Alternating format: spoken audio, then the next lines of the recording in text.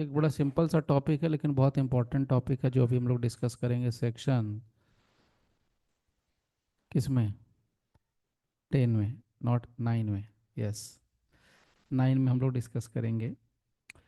इसमें कुछ नहीं करना है, बहुत ही सिंपल सा सेक्शन है, इसको ध्यान से सिर्फ सुनिएगा। ये फिर मैं बता रहा हूँ, ये रिलेवेंट होता है। फिर से मैं पहले ही बता रहा हूँ, ये भी क्या होगा? रिलेवेंट होगा। Facts not otherwise relevant are relevant. Now इसमें क्या करना है? देखिए, ये कहता है कि जिस समय घटना घटी, जिस समय कोई वारदात हुआ, उस वक्त अगर आप घटना स्थल पर नहीं थे, कहीं और थे, तो ये बात अपने आप में रिलेवेंट है। ऐसे देखिए, आप कहीं रहिए उससे कोई फर्क थोड़े पड़ता है।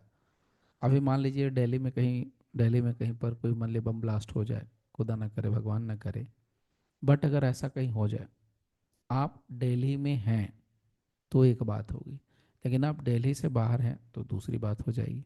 ऐसे उसका कुछ लेना देना नहीं है, आपका कोई कनेक्शन नहीं है। ऐसा भी हो सकता है कि दिल्ली में बहुत से लोग होंगे, उसका कोई कनेक्शन नहीं है।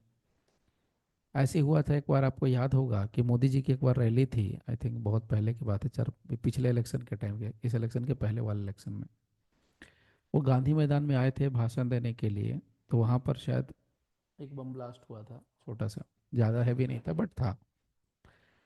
तो अब अगर कोई व्यक्ति जो बम ब्लास्ट के घटना के समय वहां पर मौजूद था, एक बात, और कोई व्यक्ति उस घटना स्थल पर मौजूद नहीं था, दूसरी बात, तो ये सेक्शन कहता है कि अगर कोई व्यक्ति घटना के वक्त घटना स्थल पर मौजूद था, नहीं था, उसकी अन्यत्र उपस्थिति थी, कहीं वो दूसरी जगह उपस्थित था, दूसरी जगह मौजूद था, तो ये बातें अपने आप में रिलेवेंट होंगी। अब इसमें एक बड़ी इंटरेस्टिंग बात क्या है कि मान लीजिए कि एक, सपोज कीजिए एक मर्डर होता है। एक सिंपल एग्जांपल लेते हैं कि एक मर्डर होता है और इसका एलिगेशन ए नाम के पर्सन पर आता है कि ए ने मर्डर किया है। ठीक, ए ने मर्डर किया है। अब मान लीजिए ए ने मर्डर किया है और शाम के 6:30 बजे किया है। ठीक है ना? अब शाम के 6:30 बजे ये सो कॉल्ड जो ए है, इसके ऊपर एलिगेशन है कि इसने 6:30 बजे शाम में मर्डर किया है। नाउ जब पुलिस इसके पास पहुंचती है तो पुलिस को यह बताता है कि भाई शाम के 6:30 बजे के लगभग मैं अपने ऑफिस से निकल कर कैंटीन में या नीचे रास्ते पे जाके चाय पी रहा था, सिगरेट पी रहा था। सो आई वॉज टेकिंग टी, और ये सब ऐसे चल रहा था मेरा, मैं दोस्तों के साथ था और चाय पी रहा था। अब क्या है कि अब घटना हुई है 6:30 बजे शाम को, शाम के 6:30 बजे मर्डर हुआ है। ए पर क्या लगा हुआ है? एलिगेशन। ए पर क्या है? डाउट, कि भैया इसी ने मारा है। अगर ए पर डाउट है कि इसने मारा है, ए पर शक है, तो पुलिस इसका क्या कर रही है? इंटरोगेशन। अब इसने कहा कि शाम के 6:30 बजे जनाब हम तो चाय पी रहे थे, हमने कैसे मार दिया, हम तो घटनास्थल पर थे भी नहीं। अब यहाँ पर मुद्दा ये आता है कि अगर ये कहता है कि मैं घटनास्थल पर नहीं था, और यहाँ पर मान लीजिए चाय वाले के से पूछताछ करी गई, चाय वाले ने कहा हाँ बिल्कुल, लेकिन एग्जैक्ट टाइम मेरे को नहीं पता, बट उसी टाइम के दौरान पर साहब आए थे, चाय वाय पी रहे थे मेरे पास, मेरे दुकान पर। एक दो दोस्तों से पूछा, बोले हाँ वो तो मैंने उसको देखा था उस टाइम पर। तो ये एक बात हो गई। अब अब जो घटना स्थल है और जो चाय की दुकान है, इसके बीच का डिस्टेंस मात्र 7 मिनट का है। यानी इन दोनों के बीच के डिस्टेंस में सिर्फ 7 मिनट का फासला है। अगर हम इन लोग एकदम नॉर्मल कॉमन सेंस में बात करें, तो 7 मिनट का डिस्टेंस, 7 मिनट का टाइमिंग बहुत बड़ा मायने नहीं रखता है। मतलब कोई भी आदमी पैदल 7 मिनट का डिस्टेंस कवर करके हत्या करके आ सकता है, और फिर हत्या करके वापस जा सकता है, वही चाय की दुकान पर। हो सकता है कि यहाँ पर मर्डरर ने चाय वाले को कहा होगा कि भैया तुम चाय बना के रखना, मैं बस अभी बाथरूम से आ रहा हूँ। अब ये बाथरूम का बोल के गया होगा, 7 मिनट इसने जाने में लगाया होगा और 7 मिनट आने में लगाया होगा मे बी, या 7 मिनट में हो सकता है डिस्टेंस ही इसने कवर कर लिया होगा। और यहाँ से यहाँ तक, अब ये 7 मिनट पैदल बोल रहा हूँ, अगर बाइक से गया हुआ तो 2 मिनट। तो उस कंडीशन में ये क्या है, इसके ऊपर जो पर्सन के ऊपर जो है एलिगेशन है, ये प्रिवेल कर जाएगा। प्रिवेल करने का मतलब है कि इस पर्सन के ऊपर जो एलिगेशन है, ये एलिगेशन मान्य रहेगा। ये मैं क्यों कह रहा हूँ? देखिए, इसमें सबसे पहले कुछ बातें आपको थोड़ा शेयर करता हूँ जो आपको सेक्शन पढ़ के नहीं मिलेगा, मैं आपको पहले बता रहा हूँ। सेक्शन पढ़ के कभी भी आपको ये बात नहीं मिलने वाली है, क्योंकि यहाँ पर कुछ और ही मामला लिखा हुआ ले लेगा। देखिए सेक्शन में क्या लिखा, facts when facts not otherwise relevant become relevant.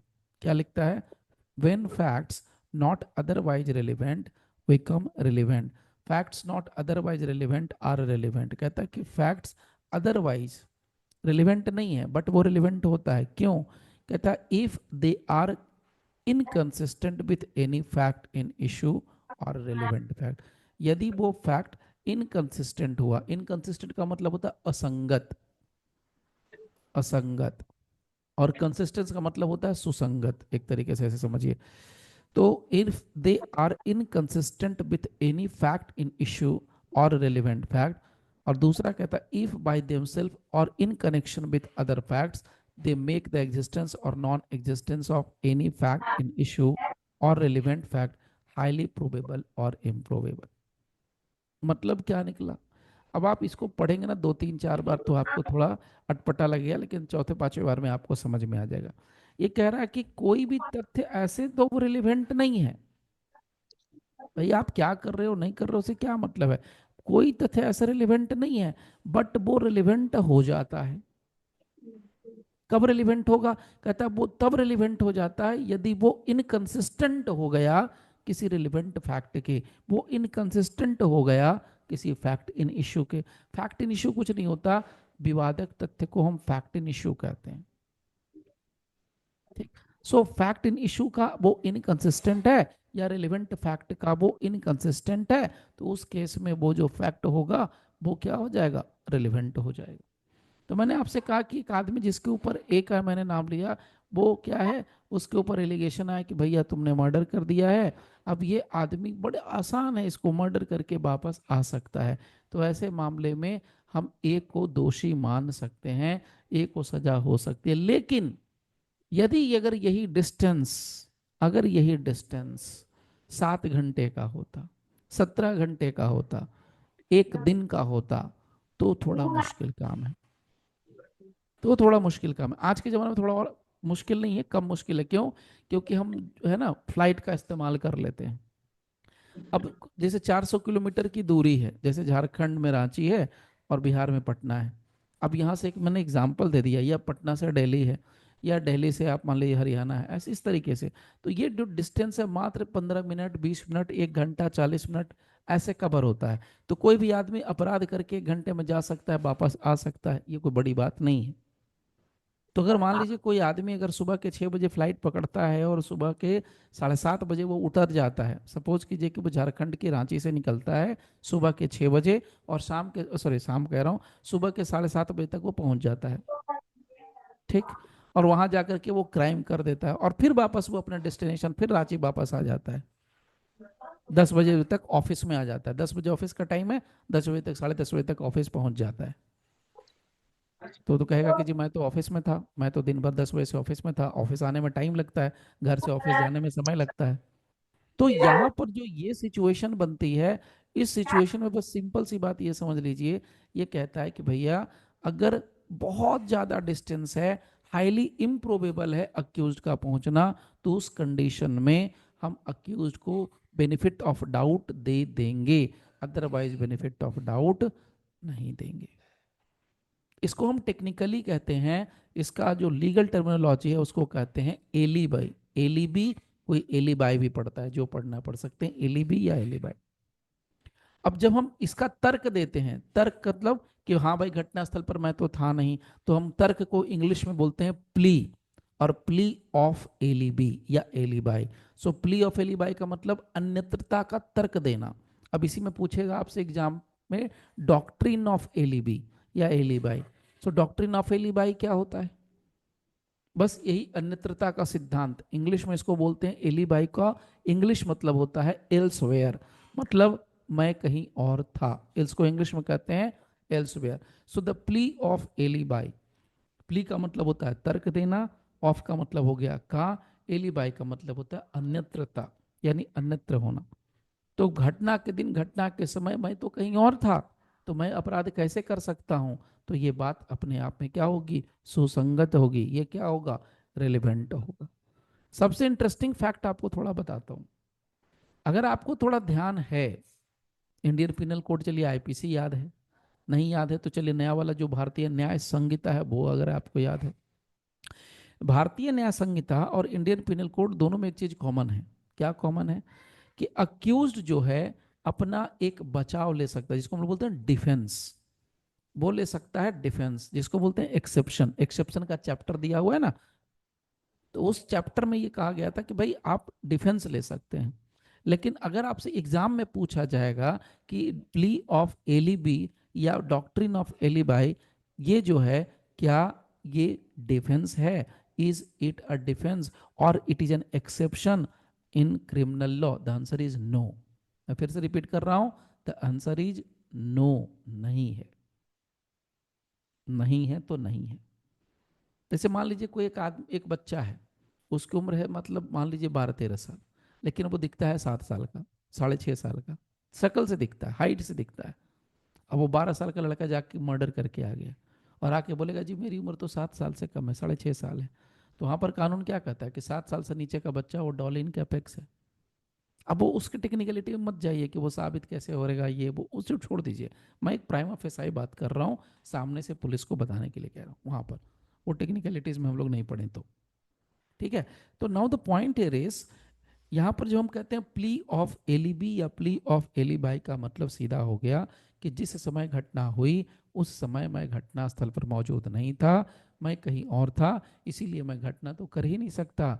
ये जो बात है, ये जो लाइन है, ये जो तथ्य है, ये जो फैक्ट है, ये अपने आप में सुसंगत है। इसी को हम लैटिन लैंग्वेज में कहते हैं एलिबी। और प्ली ऑफ एलिबी जो है इस सेक्शन का सबसे इंपॉर्टेंट पार्ट है, इस सेक्शन का। इसमें बहुत सारी चीजें हैं, जैसे मैं एक एग्जांपल और देता हूं। जब कभी कभी ऐसा आपने सुना होगा, लेजिटिमेसी ऑफ चाइल्ड, हम लोगों ने डिस्कस किया हुआ है लेजिटिमेसी ऑफ चाइल्ड। जब एक आदमी कोर्ट में जाके लिगेशन लगाता है और कहता है कि जनाब ये जो बच्चा है वो मेरा बच्चा नहीं है, ये बच्चा तो है ही नहीं मेरा। क्योंकि जब बच्चे का जन्म हुआ और बच्चे का जन्म का जो टाइम पीरियड है, जो 9 महीने का ड्यूरेशन है, अब भाई मान लीजिए बच्चे का जन्म आज की तारीख में, सपोज कीजिए आज ही हो गया, 18 अक्टूबर को, सपोज कीजिए कि आज 18 अक्टूबर को जन्म हुआ, तो आज से ठीक 9 महीना पहले लमसम, मोटा मोटी, मतलब एक रफ फिगर में ले लें तो लगभग लगभग 9 मंथ पहले बच्चा कंसीव हुआ होगा मदर के पास। अब ये 9 मंथ पहले कंसीव हुआ होगा तो 9 मंथ पीछे चले जाइए, लगभग जनवरी फरवरी का महीना। तो अब यहाँ पर जो सो कॉल्ड फादर है, बच्चे का पिता, वो कोर्ट में कहता है जी जनवरी फरवरी मार्च में तो था ही नहीं, आई वॉज एल्सवेयर। वो कह रहा प्ली ऑफ एलिबी, वो तर्क दे रहा प्ली ऑफ एलिबी, मैं तो मेरी वाइफ के साथ था नहीं, फिजिकल रिलेशन हुआ नहीं, बच्चा आया कहां से? अभी तो बच्चे भाई इंसान से हो रहे, रोबोट से तो हो नहीं रहे। How? And this is the reason why I am not his father. इसलिए मैं बोल रहा हूं बिकॉज यहां पर क्या हो गया, प्ली ऑफ एलिबी, मतलब मैं कहीं और था, मेरी वाइफ का किसी और के साथ इलिसिट रिलेशनशिप था, उस रिलेशन से संतान उत्पन्न हो गई, मैं इस बच्चे का बाप नहीं। अगेन क्या निकल गया? Plea of alibi. क्लियर? तो हम क्या कर रहे हैं? Doctrine of alibi, plea of alibi. इसमें सुप्रीम कोर्ट का बहुत शानदार जजमेंट है, मैं जजमेंट आपको बताता हूँ, बहुत फेमस जजमेंट है। एक केस आता है Dudhnath Pandey versus state of UP, है बहुत पुराना, 40 साल पुराना केस है ये, 40-42 साल पुराना केस है। Dudhnath Pandey versus state of UP, 1981 का ये जजमेंट है सुप्रीम कोर्ट का। इस केस में सुप्रीम कोर्ट ने साफ साफ कहा था कि अगर आप प्ली ऑफ एलिबाई को इस्टेब्लिश करना चाहते हो कोर्ट में, if you want to establish the plea of alibi, in that condition the accused must lead evidence। accused को ऐसा एविडेंस लाना चाहिए जो इस बात को दर्शाए कि वो घटना स्थल पर, मतलब जहां क्राइम हुआ वहां से वो काफी दूर था, so that he was so far at the moment of crime, from the place of occurrence that he could not commit the offence. भाई मैं इतनी दूर था। अब मान लीजिए घटना हो रहा है दिल्ली में और मैं हूं कनाडा में, सवाल ही नहीं है कि मैं आ सकता हूं। घटना रिपोर्ट होने तक मैं आ जाऊंगा कि आधे घंटे मुड़ के, मतलब अभी मर्डर हुआ, 5-10 एक घंटे 2 घंटे के बाद किसी ने फोन करके पुलिस को बुला लिया और मर्डर पोस्टमार्टम की रिपोर्ट के हिसाब से मर्डर ठीक 1 घंटे पहले हो, मैं 1 घंटे में कनाडा से आ सकता हूँ Delhi? The answer is no. The answer is no. मैं हूँ यूएस में और घटना कहाँ हो रही है? बॉम्बे में, मुंबई में। मैं आ सकता हूँ? The answer is again no. ये कहाँ से पता चलता है? जब टाइम ऑफ डेथ निकाला जाता है, पोस्टमार्टम रिपोर्ट में आता है ना, कितने समय के पहले मृत्यु हुई होगी, किस कारण से मृत्यु होगी, कॉज ऑफ डेथ, कितने समय पहले मौत हुई होगी, वो भी निकल के आता है। तो जब यहां पर सुप्रीम कोर्ट ने साफ साफ कहा कि अगर आप देखिए, एक चीज और जानिए, अगर मैं ये प्ली लेता हूं, अगर जो कोई भी पर्सन प्ली लेता है, बचाव लेता है कि जी जनाब मैं तो उस दिन घटनास्थल पर था ही नहीं था, तो ये उसी को साबित करना पड़ेगा। Burden of proof will be on the accused person. ये अक्यूज पर्सन के ऊपर ही बर्डन ऑफ प्रूफ गिरेगा और अक्यूज पर्सन को ही ये स्टैब्लिश करना पड़ेगा कि घटनास्थल पर मैं नहीं था। सुप्रीम कोर्ट ने दूधनाथ पांडे के केस में कहा कि भाई बताओ अक्यूज, तुम अपने आप को बताओ कि मैं इतना दूर था, इतना दूर था, इतना दूर था कि मैं घटनास्थल पर पहुंच नहीं सकता था और मैं क्राइम कर ही नहीं सकता था। अगर तुम नजदीक थे, ठीक है, घटनास्थल पर तुम नहीं थे ये हमने मान लिया, लेकिन तुम्हारे और घटनास्थल के बीच के जो डिस्टेंस है वो कवर किया जा सकता था रीजनेबल टाइम पीरियड के अंदर, तो you can not establish, you can not take this plea. सीधा उन्होंने कहा, एकदम स्ट्रेट फॉरवर्ड। अगर आप स्टैब्लिश करते हो तो इतना दूर बताओ कि अपराध हम कर ही नहीं सकते, और नहीं कर रहे हो तो इसका मतलब तुमने ही अपराध किया है। This is the situation. Okay, now अब एक और चीज यहां पर बताता हूं। देखिए, एक और केस आता है, केस का नाम है Darshan Singh. Darshan Singh versus state of Punjab. ये भी अपने आप में काफी फेमस केस है। ये 2016 का केस है, ठीक, रिसेंट केस है। इस केस में सुप्रीम कोर्ट ने साफ साफ कहा कि देखो भाई, जितने भी अक्यूज्ड पर्सन ये आके कोर्ट में कहते हैं कि घटना के दिन घटना स्थल के जगह पर मैं मौजूद नहीं था, don't think you are taking defence, you are making defence. ध्यान से सुनिएगा, ये टेक्निकल पार्ट है। अगर कोई अपराधी कोर्ट में जाके ये कहता है कि भाई घटना के दिन घटना स्थल पर मैं मौजूद तो था ही नहीं जनाब, आप ये डिफेंस ले रहे हो कोर्ट में जाके, वास्तव में ये डिफेंस आप ले ही नहीं पाओगे। आप इस डिफेंस के आधार पर छूट नहीं सकते। रीजन क्या है? कोर्ट ने इस केस में कहा कि भैया ऐसा है कि plea of alibi is not an exception. क्योंकि ये अपवाद नहीं है, ये एक्सेप्शन नहीं है। एक्सेप्शन होता तो समझ में आती बात, लेकिन ये एक्सेप्शन है ही नहीं।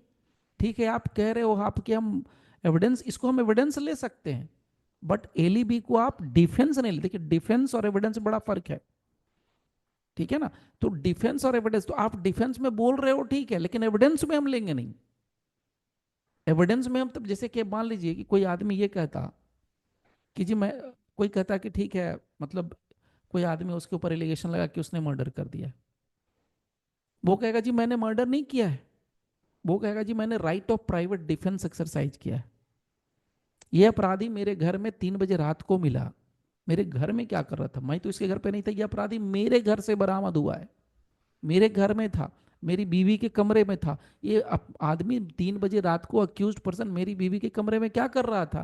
तो कोई भी गैरतमंद अगर हस्बैंड होगा तो क्या करेगा? क्या करेगा वो?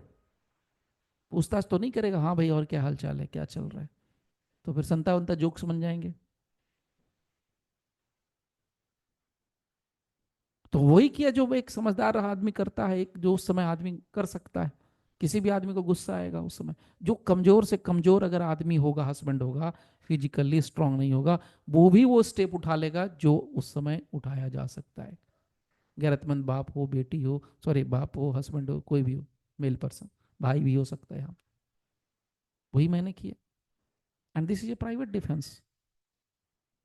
तो अब कानून क्या कहता है, भारतीय न्याय संहिता क्या कहता है कि अगर कोई person right of private defence में कोई काम करता है, कोई एक्ट करता है, तो वहां पर क्या लिखा हुआ है, nothing is an offence, nothing is an offence. तो भैया जो मैंने किया वो प्राइवेट ऑफेंस, प्राइवेट डिफेंस में किया, और जो मैंने कुछ भी किया वो ऑफेंस है ही नहीं, वो अपराध है ही नहीं। जब वो अपराध ही नहीं तो सजा काहे का, ऐसा सजा मिल ही नहीं सकता। आप कह रहे हो plea of alibi, plea of alibi के बारे में ऐसा कुछ लिखा है कहीं पर, बताओ। तो प्ली ऑफ एलिबाई के बारे में नहीं लिखा है, सब कुछ के बारे में लिखा है, एक्सीडेंट के बारे में लिखा है, राइट ऑफ प्राइवेट डिफेंस के बारे में लिखा है, डॉल इन कैपेक्स के बारे में लिखा है, ड्रंकन कंडीशन के बारे में लिखा है, लेकिन इसके बारे में लिखा ही नहीं है कहीं पर।